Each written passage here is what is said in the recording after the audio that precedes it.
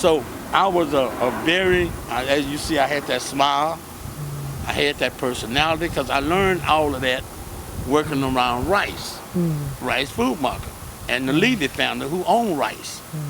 By working around there, Miss Levy always, she was a very tight person. That's the person that Miss Levy, who owned Rice Food Market, and also in-laws to Grocery Supply. So, it gave me that opportunity to be around these people. And Miss Levy always had that smile, and I noticed that every time I would smile at these white people, they would always give me a tip, and they would always smile back. So then I learned how to smile. And that smile, Jonathan, have taken me a long, long way. Wow. It makes sense. Makes sense. And because you want to know about the career of Boo and your Uncle Boo. Because spiritually I am your uncle. Biological, that may be different, but spiritually I'm part of the family. So now when I left Rice, remember I told you the openings for all the blacks was opening up. Right. I mean, if you were black, you can hide, especially if you had that personality. That's 1968. That's 1968 when it was mandatory for integration, for HISD to integrate their schools. It was mandatory. Right. Well, Johnson passed the law in '65, but most people didn't want to go. That was an option. Right. But in '68, it was a demand. In other words, it was a law. Right. And that was when the year that our racists, I would call him racist because he never did do a lot for blacks, but especially McFarland. He resigned that year, and that year, following year, Billy Reagan took over for the HISD district. But now, on to my thing. Now, I left, and I always was raised up around stores. I always enjoyed stores, and I thank God that every dream I had, Jonathan, that's why I'm so proud to do this interview, to let people know that God has been good to Bully. I did everything I wanted to do, from DJing to owning the grocery store to the whole 9 yards. And when I started out in the grocery, when I started getting to be a manager, I started working for 7-Eleven. I didn't want to work for you, told them 7-Eleven only stayed in the white community. They didn't have 7-Elevens in the black community. They had Utolam stores in the black community. And I went to work for 7-Eleven. And when I went to work for 7-Eleven, blacks was just moving to South Park. It was called South Park Boulevard. It wasn't called Martin Luther King than it is today. So when I started working at 7-Eleven, and I started working at the first 7-Eleven, they had a few blacks that was going there. And the first 7-Eleven was over there on Persian behind J. Will Jones. Okay. Because remember, all these schools was white during these days. Right. They were just beginning to operate to let blacks come in. Because it was mandatory for them to come in. So I started working there because they felt like, well, it's more blacks coming to this store here, and this would be a better store for him to train at. So then I trained over there as an assistant, and then later on they put me in as another assistant. They wasn't ready to put me in as no manager because all this was white area out there in South Park during the days of the 68 days. Right. Blacks only was, when they first started, they was only going probably to Persian. That street, that Persian Street out there by Jones and St. Lo. Then they sent me way to the end of South Park Boulevard, because at the end of South Park Boulevard was a street called Solinsky. And that was where South Park would go. That's where Sterling is. Right. They had just built Sterling. In fact, the people that was at Sterling at this time that I remember, and I wasn't a manager. I was a second manager. I was assistant manager. But I was doing the manager's work. But they didn't give me the store. They left it to a white man to run the store. But they knew I was a better manager, and they knew if anything needed to be done, the paperwork, the inventory, I knew how to do that. Right. But they just let Willie stay there, the old white guy, because to cut down the racist tension. Right. And it was tension, because at that time, I'll never forget it, in April, when Martin Luther King got shot.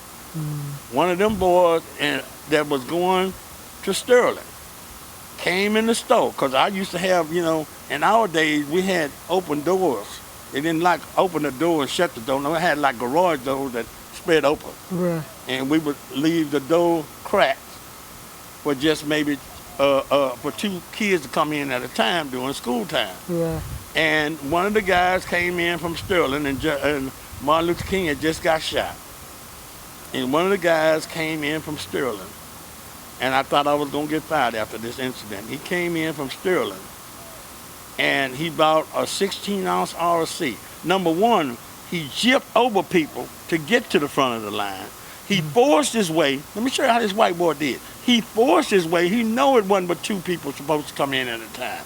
He forced his way to come in, bulldozed over the other white kids, and ran up there and got a 16-ounce RC and jumped in front of everybody and threw the RC on the counter. At first, he acted like, he jumped in front of people, and I told him, hey, man, you can't do it. He say, I'm glad they killed that nigga. And then he talking about that nigga that y'all call Martin Luther King. Well, he dead. He ain't gonna be no more problem, nigga. And when he said that, Jonathan, I couldn't help it. I immediately took that RC ball that hit the ground, and I hit him. I was going to hit him in the head, but he held his hand up, and the RC ball cracked him right on the elbow. Now, all the white kids, they jumped to my offense. They jumped to me and say, I'm glad you busted him upside his goddamn head. He ain't nothing but a bully anyway. So when he left out of there, he didn't have to go to no ambulance because he was bleeding. When he left out of there, nobody came, the police didn't come. Later on, his mom and dad came to the store to find out what happened.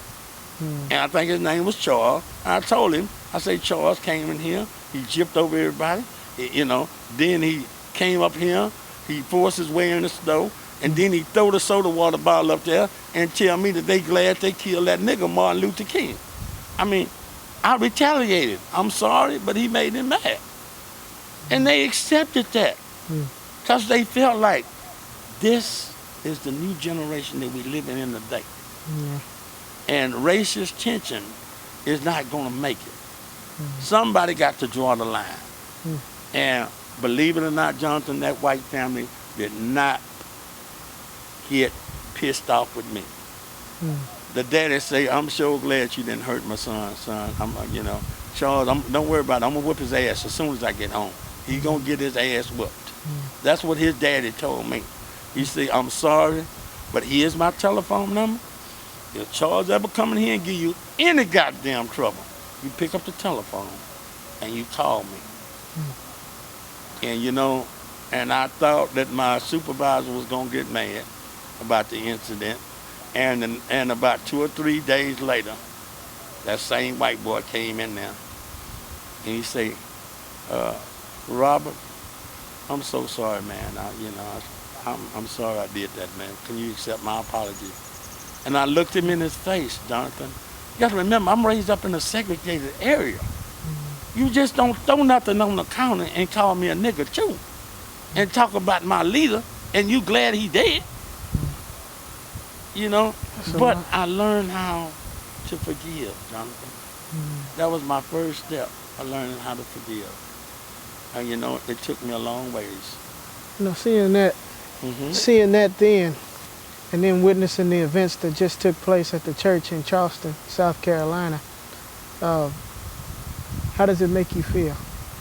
Well, it makes me feel like that the youth that did all of this, he had so much animosity, and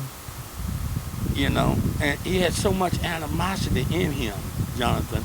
And by the way, ladies and gentlemen, this is not going to be the last interview that me and Jonathan is going to talk about. Not at all. Not at all. So just stay with me, because what I'm going to tell you now is going to blow your mind. It's really going to blow your mind. I'll be right back, and we're going to talk about the next one. Because, Jonathan, I got to tell you, believe it or not, one of the best white guys that I call as a friend, he came from Vida, Texas. Wow. And let me tell you, he told me the history on Vida. I did not like it, but I seen where he was coming from. And I'll tell you that in a minute. Sometimes the conversation has to be had. Yeah, so we're going to just take this short. It's so good for me to get this out. Because, see, Jonathan, so many black people are dying with information and they're taking it to the cemetery.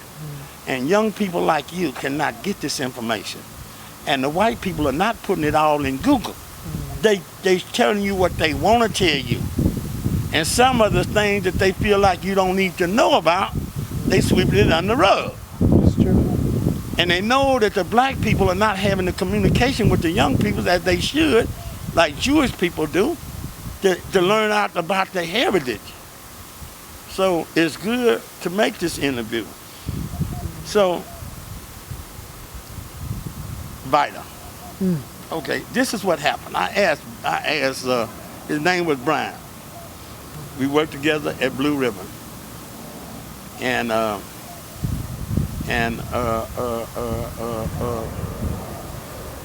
asked him, and when I say we were friends, you know, we hung out together, you know. A white guy, he went, because I was the only black that was selling sausage. I was the first black and the only black to sell sausage. And the company I sold was Blue Ribbon. And Mom can remember that, and I think he was probably a little bitty boy, when I was 78. And so I was the first black to start that, just like I was the first black to be a manager for 7-Eleven. After that incident with that white boy. And they gave me the manager of the 7-Eleven store over there on South Park and Belford. Then later on, after Martin Luther King got killed, they show you how God worked. They named the street after him. Before then, it was called South Park Boulevard. But anyway, back to the up-to-date thing about, I'm gonna show you why I'm comparing it to Vida. Okay, I asked Brian. I say, hey, Brian, look here, dog. Because me and him just like, we used to kick it. Right.